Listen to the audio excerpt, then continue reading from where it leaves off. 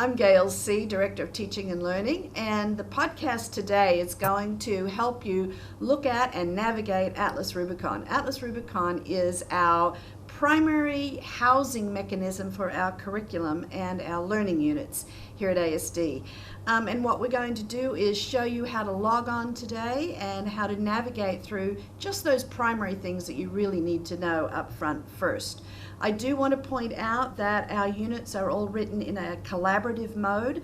In other words, if you're teaching in a team or with another teacher, the units are shared by the people on that team or with your colleague.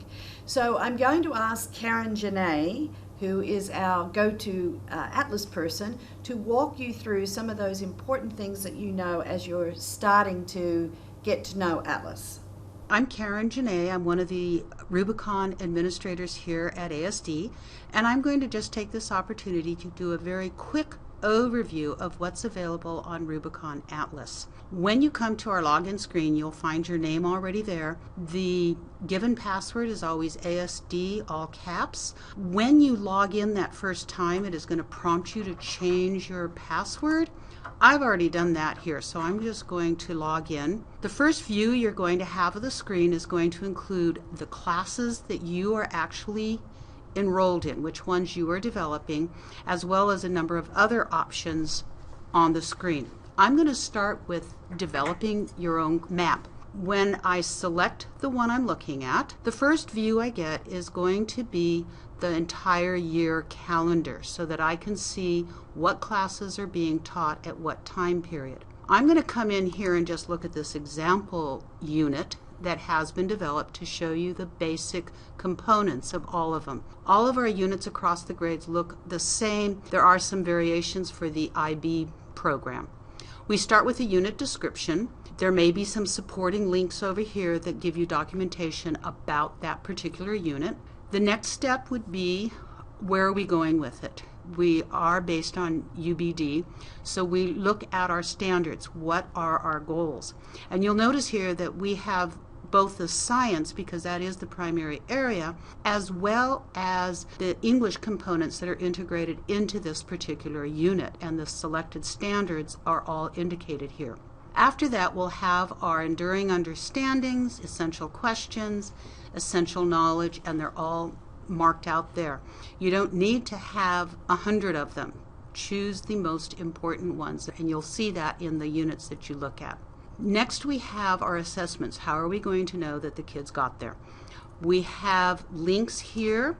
Again, these are generally supporting links. Maybe it's a particular test, maybe it's a checklist, exemplars that people have posted that go along with the assessments. Following that, we'll have the activities. Again, links with supporting evidence. You can put papers, you can put web links, you can do exemplars, anything you'd like. You can also lock a particular document if it's a test that you don't want others to be able to get into. After that, we'll have a resource area and then transdisciplinary skills. This section here is generally used when it's integrated with the technology or the librarians are working with you, and they are usually the ones that are responsible for populating this section of the map. Another area that you can explore is browsing. If you want to see what other people are doing, perhaps in your area or in another area you're going to be teaming with or you're looking for something, I can use the filter over here. I'm going to go ahead and do a middle school, and let's do math. I can select browse. It will bring up just the middle school math classes. It would be a great opportunity if I taught Math 7.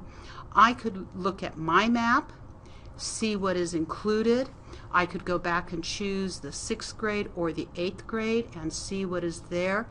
Take a look at particular maps and see what they are doing. Now, I'm not in a edit mode here. I'm only can view it, but it gives you an opportunity to see what other grade levels are doing in your same subject area to look for that vertical alignment. I'm down here at the elementary library. I'm available anytime to come give you a hand if you're assigned to the wrong class, if you are having problems with something, if you're trying to do a report and you need some assistance. Just email me or stop by the library and I'd be glad to help you out.